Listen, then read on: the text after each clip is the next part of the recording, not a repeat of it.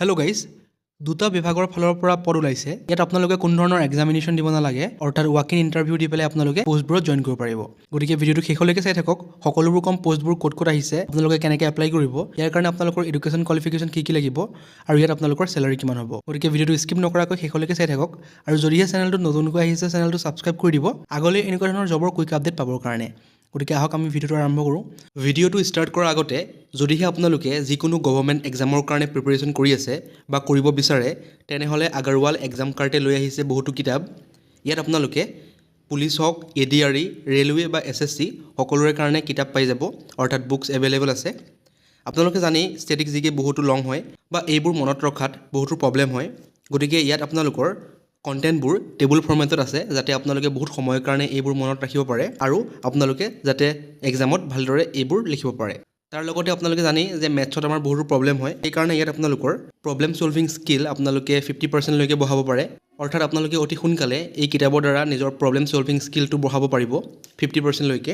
আৰু ইয়াত আপোনালোকৰ 300+ অৰ্থাৎ 300তকৈও বেছি শ্বৰ্টেষ্ট ট্ৰিক দিয়া আছে, যাতে আপোনালোকে সেই মেথছৰ প্ৰব্লেমবোৰ অতি সহজে ছল্ভ কৰিব পাৰে। আৰু আপোনালোকে জানেই যে লজিকেল ৰিজনিঙেও এটা ইম্পৰ্টেণ্ট ৰোল প্লে কৰে গভৰ্ণমেণ্ট এক্সামবোৰত। গতিকে আগৰৱাল এক্সাম কাৰ্টৰ ৰিজনিং বুকে আপোনালোকক যথেষ্ট সহায় কৰিব সেই ৰিজনিংবোৰ বুজি পোৱাত আৰু অতি সহজে সেই ৰিজনিংবোৰ ছল্ভ কৰাত। গতিকে ডেছক্ৰিপশ্যন বক্সত সকলোবোৰ বুকছৰ লিংক পাই যাব, তাত ক্লিক কৰি আপোনালোকে সকলোবোৰ বুকছ অৰ্ডাৰ কৰিব পাৰিব। প্ৰথমতে চাওঁ আহক ফাৰ্ষ্ট জবটো ক'ৰ পৰা আহিছে আৰু কেনেকৈ এপ্লাই কৰিব। দেখা পাইছে ফাৰ্ষ্ট জবটো আহিছে Assam veterinary and fishery university Khanapara ফালৰ পৰা। দেখা পাইছে ৱাক ইন ইণ্টাৰভিউ। মই কৈছোঁৱে ইয়াত আপোনালোকৰ কোনো ধৰণৰ এক্সামিনেশ্যন দিব নালাগে, ইণ্টাৰভিউ দি এই পোষ্টবোৰত জইন কৰিব পাৰিব। দেখা পাইছে ইয়াত ডেটটো দিয়া আছে আপোনালোকৰ ইণ্টাৰভিউৰ 23/7/2026 অৰ্থাৎ 23 জুলাই তাৰিখে আপোনালোকৰ ইণ্টাৰভিউটো কণ্ডাক্ট কৰা হ'ব। টাইমটো দিয়া আছে 11টা বজাত। এতিয়া আমি চাওঁ আহক পোষ্টৰ নাম। দেখা পাইছে নেম অফ দ্য পোষ্টত দিয়া আছে হাইলি স্কিল্ড ৱৰ্কাৰ। ইয়াৰ কাৰণে এটা পোষ্ট আছে। ইয়াৰ কাৰণে আপোনালোকৰ কোৱালিফিকেশ্যন লাগিব graduate in any branch with a knowledge of computer. গতিকে আপোনালোকে BA, BSc বা BCom পাছ কৰিলে এপ্লাই কৰিব পাৰিব। তাৰ লগতে আপোনালোকৰ 6 মাহৰ বা 1 বছৰৰ এখন কম্পিউটাৰ ডিপ্ল'মা লাগিব। দেখা পাইছে ইয়াত আপোনালোকৰ চেলাৰী হ'ব 21,240 টকাকৈ প্ৰতি মাহত। এতিয়া চাওঁ আহক এই পোষ্টৰ কাৰণে আপোনালোকে কেনেকৈ এপ্লাই কৰিব। দেখা পাইছে হাউ টু এপ্লাইত সকলোবোৰ মেনশ্যন কৰিছে। Interested candidate with requested qualification are invited to appear in walk in interview.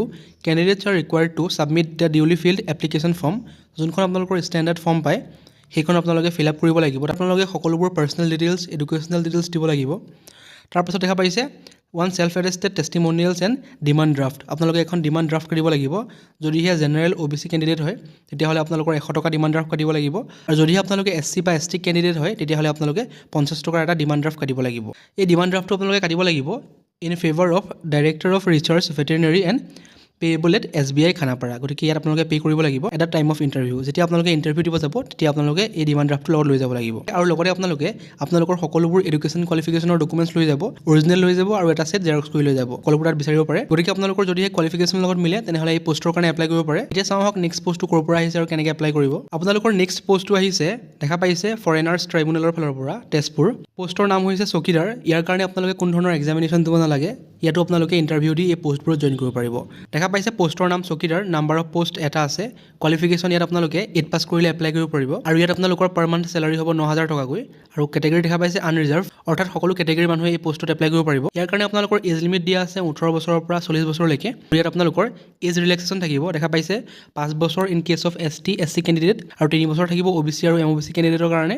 আৰু আপোনালোকে ইণ্টাৰভিউ দিব যাওঁতে দেখা পাইছে মেনশ্যন কৰিছে candidate will have to appear in walk in interview with original documents along with standard form. মই কৈছোঁ আপোনালোকে এপ্লাই কৰিবৰ কাৰণে যোনখন ষ্টেণ্ডাৰ্ড ফৰ্ম পায় তাত আপোনালোকে সকলোবোৰ personal educational details fill up কৰিব লাগিব। ফিল আপ কৰি সকলোবোৰ আপোনালোকৰ এডুকেশ্যনেল ডকুমেণ্টছ জেৰক্স কৰি, তাৰ লগতে আপোনালোকৰ এজ প্ৰুফৰ ডকুমেণ্টছ, যদিহে আপোনালোকে নিৰ্দিষ্ট কাষ্টৰ পৰা বিলং কৰে সেই কাষ্ট চাৰ্টিফিকেট সকলোবোৰ জেৰক্স কৰি আপোনালোকে ষ্টেণ্ডাৰ্ড ফৰ্মৰ লগত লৈ যাব লাগিব এটা টাইম অফ ইণ্টাৰভিউ। গতিকে সকলোবোৰ ডকুমেণ্টছ আপোনালোকে ইণ্টাৰভিউ টাইমত লৈ যাব লাগিব। দেখা পাইছে mobile number and email should be mention clearly. গতিকে আপোনালোকক ফোন কৰি বা ইমেইলৰ জৰিয়তে কণ্টেক্ট কৰা হ'ব যিহেতু, গতিকে ফোন নম্বৰ আৰু ইমেইল ভালদৰে মেনশ্যন কৰিব দিছে। দেখা পাইছে লগতে আপোনালোকে candidate will have to affix A recent passport size photograph in a standard form.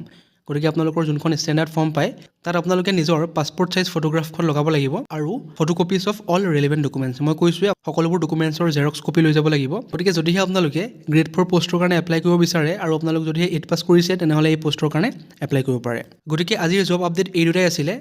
যদিহে আপোনালোকৰ কোৱালিফিকেশ্যনৰ লগত মিলে তেনেহ'লে এই পষ্টৰ কাৰণে এপ্লাই কৰিব পাৰে আৰু যদিহে আপোনালোকে কোনো গভৰ্ণমেণ্ট এক্সামৰ কাৰণে প্ৰস্তুতি চলাই আছে তেনেহ'লে ডেছক্ৰিপশ্যন বক্সত সকলোবোৰ বুকছৰ লিংক দিয়া আছে আপোনালোকে ক্লিক কৰি সেই বুকছবোৰ অৰ্ডাৰ কৰিব পাৰে আৰু আপোনালোকে নিজৰ গভৰ্ণমেণ্ট এক্সামৰ কাৰণে প্ৰিপেৰেশ্যন চলাব পাৰে গতিকে এইটো আছিল ভিডিঅ' যদিহে ভিডিঅ'টো ভাল পালে চেনেলটো ছাবস্ক্ৰাইব কৰি দিব আগলৈ এনেকুৱা ধৰণৰ জবৰ কুইক আপডেট পাবৰ কাৰণে থেংক ইউ